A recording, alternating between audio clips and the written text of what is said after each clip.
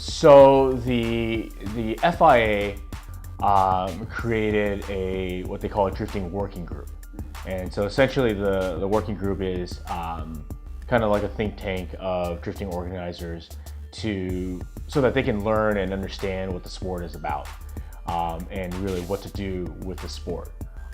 This started about a year and a half ago. And it's made up of a number of organizations, not everybody, but we were fortunate enough to be a part of this working group. And that's because President Jean Todt of the FIA initiated the FIA staff to dig deeper into what is happening in drifting. He wanted to explore and figure out, what is happening in the drifting world and how does the FIA get involved, because it is currently not involved in it. And so about a year and a half of this group has been meeting and discussing rules and regs across various platforms, the various different series, different sanctioning bodies, so forth. And really the goal is to come to a consensus on how to tier rules and regulations, what type of guidelines, how to make facilities safer, how to work with each individual, what they call ASNs, which is your national group that represents the FIA, so their national affiliate, and really to try to bring kind of drifting into a more global platform. Well, I think for the future of drifting, I think with FIA's involvement, there's definitely some pros and cons, and I think the general public, from what they understand or what they assume or what they think the FIA is about, they have their opinion. I think a lot of it is misinformation, but at the end of it is that's why we want to play a proactive part in this. Is that in hope that it's being steered towards a more positive direction, which means that if we have global regulations similar to what race cars do, like GT3 cars, for example, can take it and compete in North America or in Europe or in Asia, and you're all in compliance. And this is one of the big issues that we have currently, is that you can take a Formula D car, you can take it to D1, and it may not pass spec. You can take a D1 car and bring it to Europe, and it may not pass spec. I think drifting, what's great about drifting is still the parity, the diversity in the vehicles. But there are some standards. You can start with things like the safety apparatus of the car. Well, some series may not require a Nomex fire suit, and some series do.